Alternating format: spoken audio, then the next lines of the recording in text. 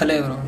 Actually నేను మళ్ళీ video ఏమైనా స్టార్ట్ చేద్దాం అనుకోలేదు, వీడియోస్ కూడా పెడదామని అనుకోలేదు. కానీ it's high time to start this. Because నన్ను కూడా చాలామంది అడుగుతున్నారు ఏంటంటే ఏ పార్టీకి ఓటేస్తే బెటర్, ఏ పార్టీ మంచిది అని గట్రాను.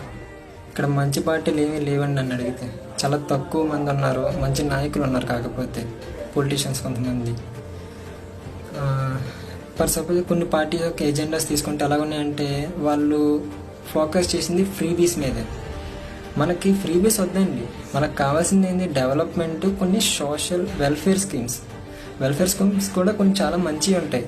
అలాగే మనకి అంటే సస్టైనబుల్ వేలో ఉండాలి అది ఎలాగైనా సరే. ఎందుకంటే వీఆర్ లైక్ ఫేసింగ్, మనకి ఫిజికల్ డిసిప్లిన్ అనేది లేదు. మన ఫిజికల్ డిసిప్లిన్ ప్రాబ్లం ఫేస్ చేస్తున్నాం.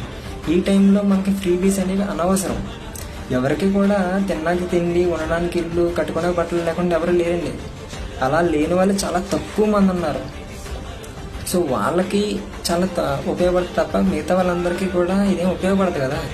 మనకు కావాల్సింది ఏంటి, ఉద్యోగ అవకాశాలు కల్పించాలి, ఇన్ఫ్రాస్ట్రక్చర్ డెవలప్ చేయాలి. సో ఇలాంటి వాటి మీద ఫోకస్ చేస్తే బెటర్. ఈ నేషనల్ పార్టీ కావచ్చు, స్టేట్ పొలిటికల్ పార్టీస్ కావచ్చు, వీళ్ళందరూ కూడా ఏంది ఓట్ బ్యాంక్ పాలిటిక్స్ చేస్తున్నారు.